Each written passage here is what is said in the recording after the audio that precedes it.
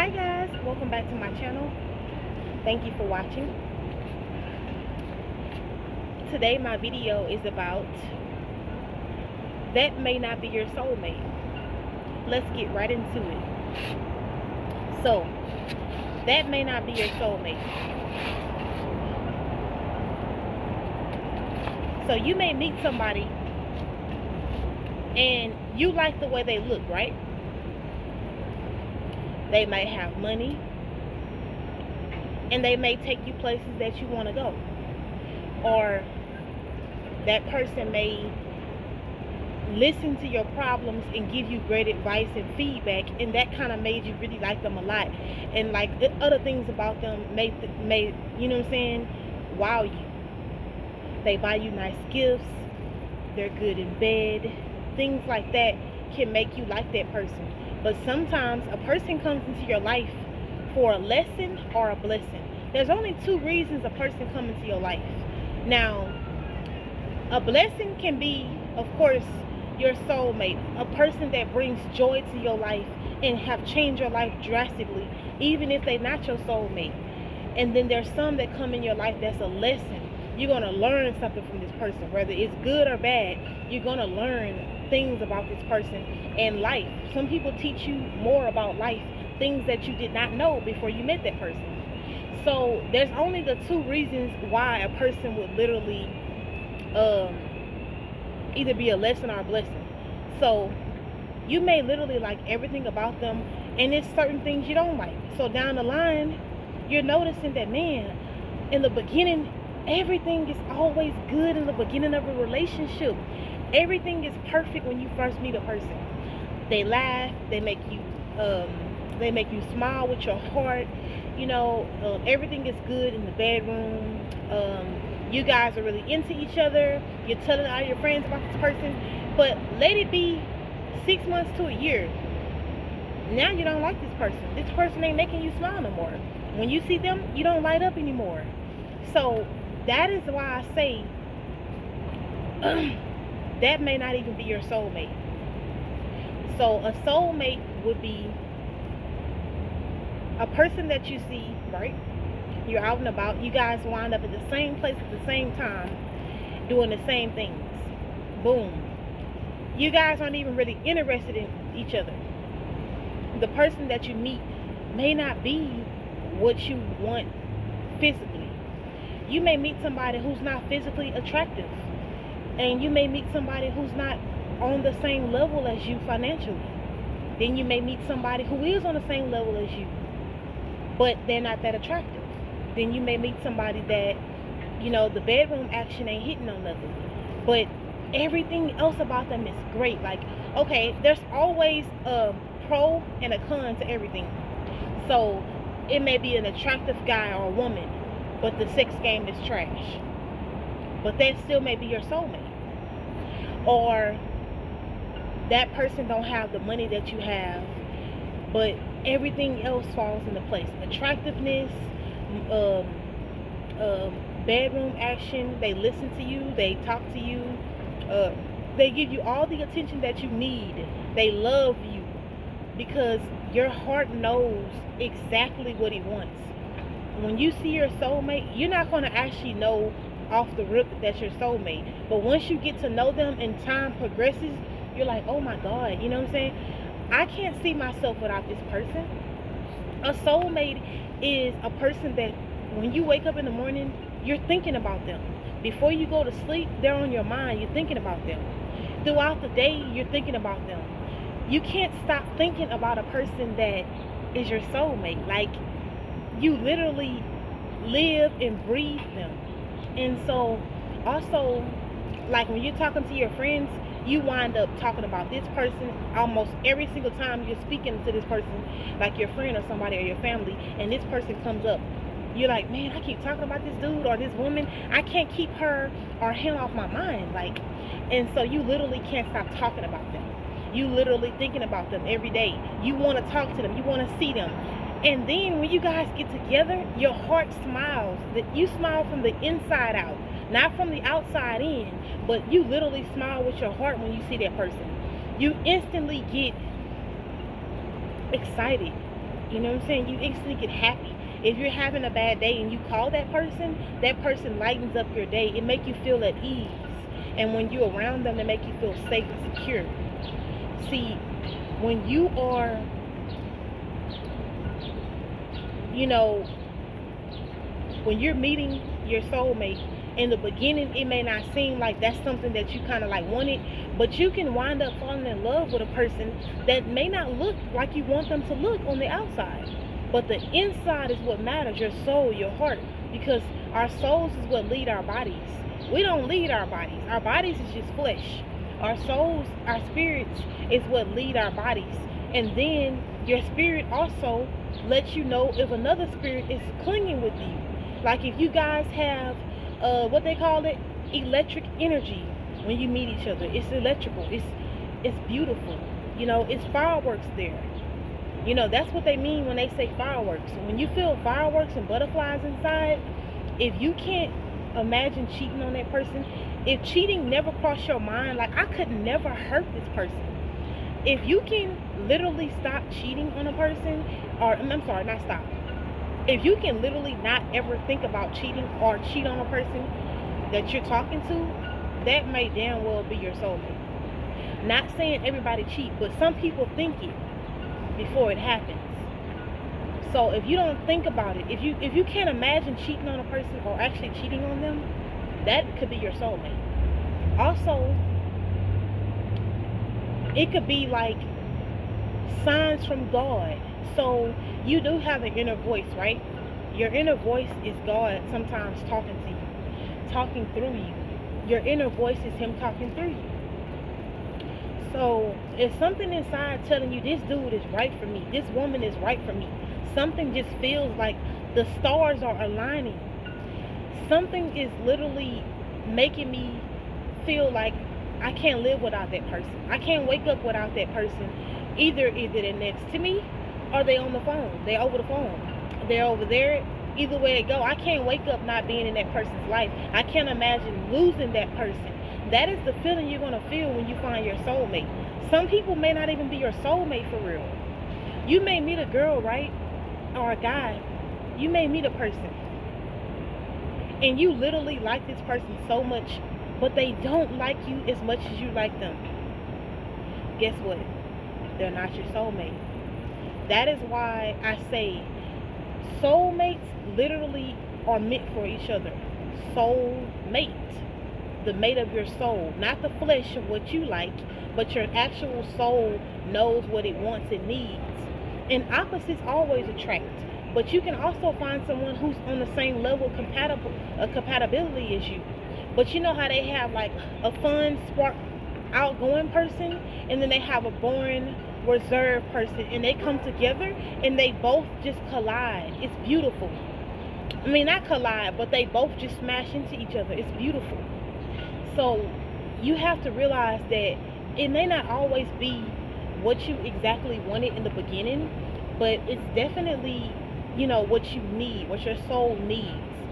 So when you're looking for your soulmate, you want to make sure that you're not going with just what you feel on the outside. You know, you're not making the moves off of your flesh, like lust, you know, oh, this person got money. You know, you're not going for the money. You're not going for things that don't really matter long term. Because, for example, you can marry somebody, right, that's rich right now, and then later down the line, maybe 20 or 30 years later, when you guys are married, this person fall off or something happen and they lose their finances or whatever, or their finances are strained. So are you still going to love that person if they don't have that? Are you still going to care for that man when he gets sick, like a woman? Are you going to still care and be there for them?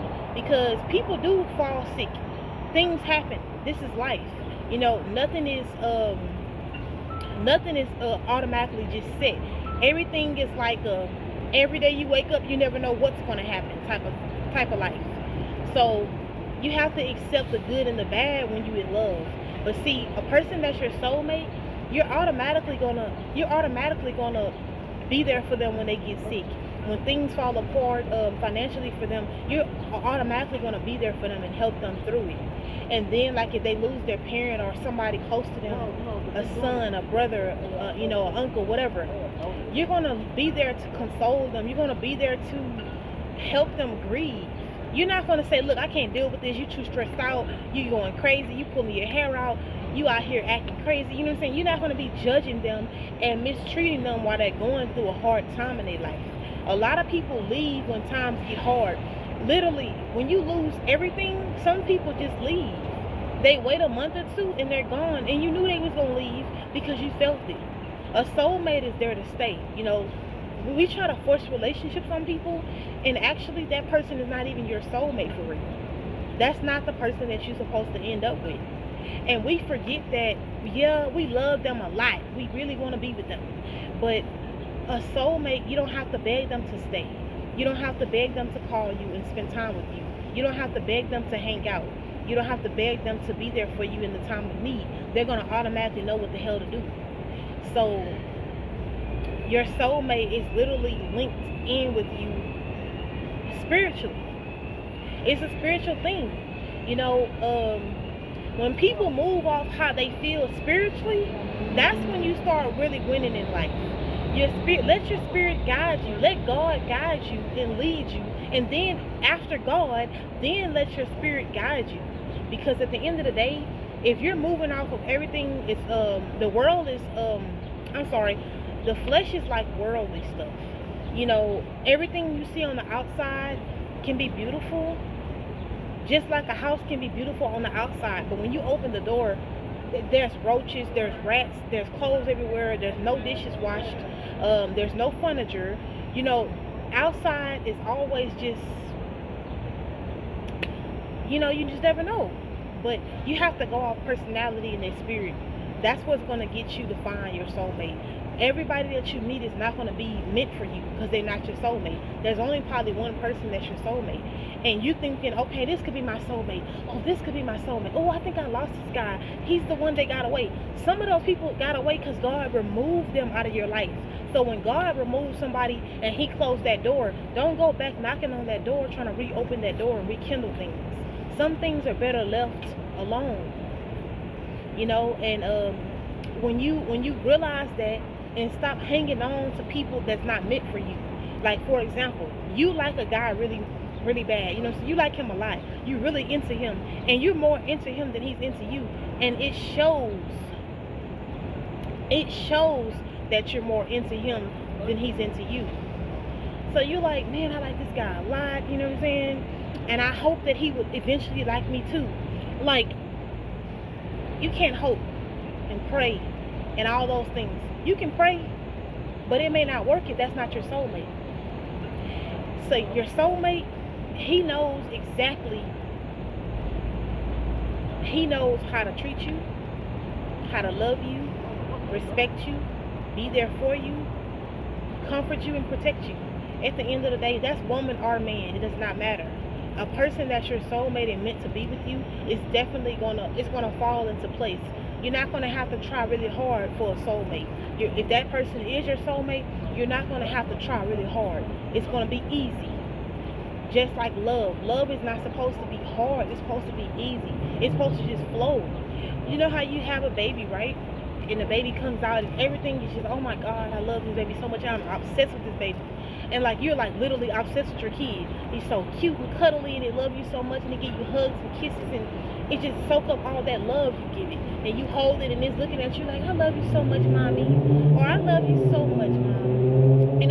Just the feeling of having a child and how they embrace that love you give it to them. They embrace it, take it all in. That is how it's supposed to be in a relationship, but even more, and not just the love part, it's supposed to be the sexual feeling too. You're going to want to have sex with your soulmate. You're going to want to make love to your soulmate. You're going to want to be with them forever. You're going to want to make them happy. You're going to want to put a smile on their face. When they're feeling sick like you do your kids, you're going to want to nurture that person. Whether you're a man or a female, it does not matter. At the end of the day, a soulmate is somebody who you can't see yourself without. You won't let them down. You got their back. You're going to nurture them back to health if they get sick. That is real love. sorry, somebody was calling me. So that is real love. At the end of the day, sometimes that person may not even be your soulmate, and you're literally hanging on to this person, and the person don't even like you for real. A lot of people in this world don't really like you. You may think that, okay, I'm dating this guy or whatever, he's showing me a little attention or whatever, he doing this, he doing that. Does that mean he really like you? Does that mean he want to marry you? Does that mean he want to be with you forever? When I say forever, I'm not talking about the people who go out and get divorced. That wasn't your soulmate. The first person you saw in high school that loved you and fell in love with you may not be your soulmate. You may just feel like, oh, I met them in high school, I can't let them go. But that might not be your soulmate though. You just met them in high school, you was really young. People that get married young, they don't have no experience. For example, you graduated high school, right? You married your high school sweetheart. Or you married the girl in 12th grade. Or right after high school, when you graduated, you got married to your girlfriend. So boom, now y'all like 20, 18, 19, 20, and y'all married already. And then like down the line, maybe 10 years later, let's give it 10 years. Boom, you guys ain't married no more. And then you guys damn near hate each other. Only because you got married young, you didn't have no experience with anybody yet. See, this is the thing. Experiences help you to learn and grow. That is why I say in a relationship, there's a lesson and there's a blessing.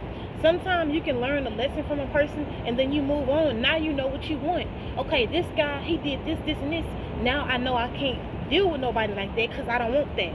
So boom, I meet this other guy. I'm liking him, we talking, we doing this. Boom, he's a cheater. Okay, I know I don't like that, so I'm gonna move on to somebody else and see what else I can. I know I don't like a cheater. I know I don't like a guy who's this and that. I know I don't like this. You're learning as you go. In a relationship, you're literally learning. You're learning, you're growing. That is the whole point of experiences. That's just like you going, right? You go to one place that sell donuts, like Shipley's. My favorite place is Shipley's. You go to Shipley's Donut, right? I love Shipley's. Oh, this is the best. This is the best. You have never went nowhere else, but you love Shipley's and you calling Shipley's the best, but you've never been to Krispy Kreme Donuts. You've never been to Dunkin' Donuts. You've never been to this other place that's called Donuts to Go. And they're like, how do you know that Shipley's is the best if you've never been anywhere else? Then boom, you go to this Donuts to Go place. You're like, oh my God, their donuts are way better than Shipley's. Moist, hot, fresh, smell good, taste good every time. And they have a variety of different things. And you're like, oh my God, now I love this place. So you have experience, right? Okay, boom. You like this shopping center over here, Agassi. You're like, oh, I love Agassi. I'm never going anywhere. It's my favorite store. It's my only store I'm going to. Then boom, they open up a Forever 21. You go over there at Forever 21. Let me see what it's about. You know, let me see what it's like. Let me see if they got a deal or something. Let's see what's going on. Boom, you go in there. You're like, oh my God, they got beautiful stuff. I've never had nothing like this. Oh, this other store don't have this. Oh, they got the nice dresses. They got stuff that fit me better. They got the more shoes, more variety of purses. And you're like, oh my God, now I love Forever 21. Then boom, Forever 21. Oh, I love it. I'm not going nowhere else but Forever 21. Boom, you go to another store. Oh my God, Windsor. Now I love Windsor. So you go to Windsor. Oh my God, this is heaven. This is like dress heaven. Windsor is my top store now. At first, my top store used to be Forever 21 in Rainbow. Now, it's Windsor and Agassi. Agassi closed down at the Galleria in Houston. So Agassi was my favorite store. They shut down Agassi. I was going to Forever 21 in Rainbow. Then I started going over to Windsor because they had something I seen in the window and I liked it. So I went inside the store. And oh my God, I've been going there ever since. So you going off of experiences. If you don't have any experience on dating, then how do you know what's good, what's bad? How do you know how you want to be treated and feel? Like, you don't have no experience with anybody. So it's better to have a little bit of experience. Even in the Bible, you're not supposed to have a lot of experience. I would say if you're going to experience a guy, don't have sex with him or her. Just experience them. Date them. Go out. Get to know them before the sex. That is always best to have a relationship without sex. You don't have to have sex until you get married. That is law. You don't have to. The law of the Bible. Not the law of the world. Spiritual world. You supposed to date until you marry. You are not supposed to have sex with every person you talk to. You're not supposed to date every man or every woman and have sex with every man and every woman that you're dating. You're supposed to date them all, not sex them all. So that is the difference between people and why they get attached. Sometimes you may not even like that person for real, but when you had sex with them, now you're starting to like them a lot because you guys have intertwined spiritually. There's a spiritual, what do they say? There's an ungodly soul tie going on there. So back to the title of the video. That person may not even be your soulmate for real. Just remember, just because you got married to this woman or man, just because you're dating this person for a long period of time, that does not mean that they're meant for you. You need to go find your happiness wherever that may be. Go find your happiness. Your soulmate might not even be the same color as you, may not be the same height as you, may not live in the same state as you. Your soulmate is out there. You will find that person. Don't never give up on love, because I am all for the black love, and I'm not never giving up on love ever. I don't care how many times I get hurt, I'm not ever giving up on love. Thanks a lot, guys.